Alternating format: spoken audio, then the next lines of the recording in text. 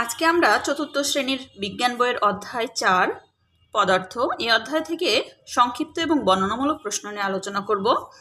তো প্রশ্নে বলা হয়েছে 1 নাম্বার, পদার্থ কাকে বলে?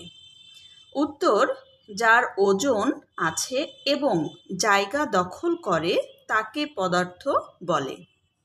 2 নাম্বার, পদার্থে কয়টি অবস্থা বা রূপ পাওয়া যায়?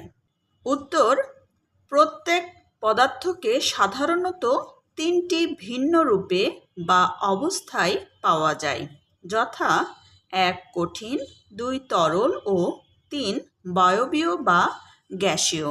পরের প্রশ্নটি হচ্ছে, পদার্থের 3টি সাধারণ বৈশিষ্ট্য লেখো। উত্তর, পদার্থের 3টি সাধারণ বৈশিষ্ট্য হলো: 1 পদার্থের ওজন আছে, 2 পদার্থ জায়গা দখল করে, 3 পদার্থ চাপ প্রয়োগে বাধা প্রদান করে।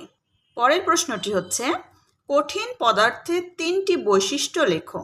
উত্তর, কঠিন পদার্থের 3টি বৈশিষ্ট্য হলো: 1 নির্দিষ্ট আকৃতি এবং নির্দিষ্ট আয়তন আছে, 2 জায়গা দখল করে, 3 চাপ প্রয়োগে বাধা সৃষ্টি করে।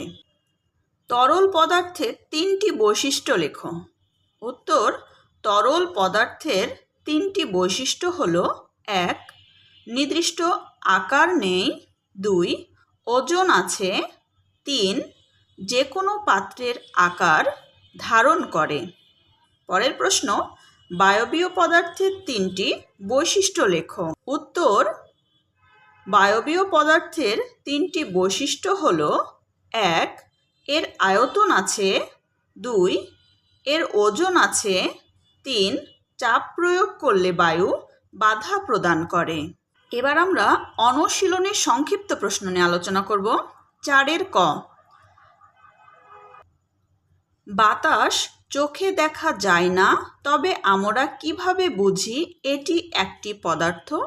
উত্তর, কঠিন ও তরল পদার্থের ন্যায় বাতাস বা বায়বীয় পদার্থেরও ওজন ও আয়তন আছে।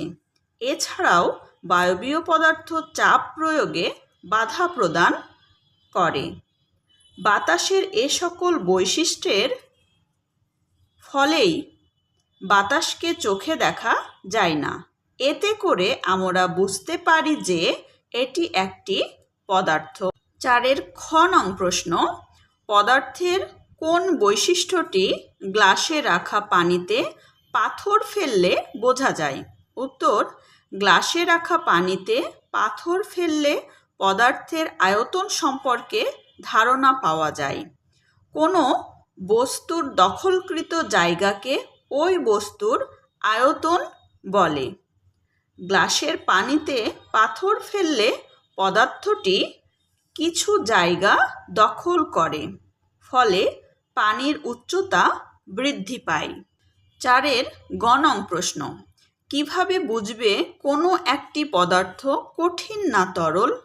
উত্তর, কোনো পদার্থ কঠিন না তরল তা বুঝতে হলে পদার্থটির আকার ও আয়তন দেখতে হবে। কঠিন পদার্থের নির্দিষ্ট আকার ও আয়তন থাকে।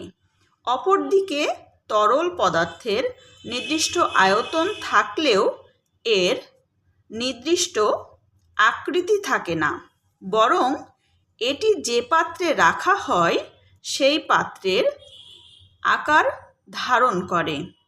আরও একটি প্রশ্ন, রাসায়নিক পরিবর্তনের 4টি উদাহরণ লেখো। উত্তর, রাসায়নিক পরিবর্তনের 4টি উদাহরণ হলো: 1 দুধ থেকে দই তৈরি করা, 2 মোমবাতির দহন, 3 ফলে পচন ধরা, 4 আতশবাজি পোড়ানো। প্রশ্ন, রাসায়নিক পরিবর্তনের 3টি বৈশিষ্ট্য লেখো। উত্তর, রাসায়নিক পরিবর্তনের 3টি বৈশিষ্ট্য হলো: 1 নতুন পদার্থ তৈরি হয়, 2 পদার্থের স্বাদ, রং ও গন্ধ বদলে যায়, 3 এটি সাধারণত একটি স্থায়ী পরিবর্তন।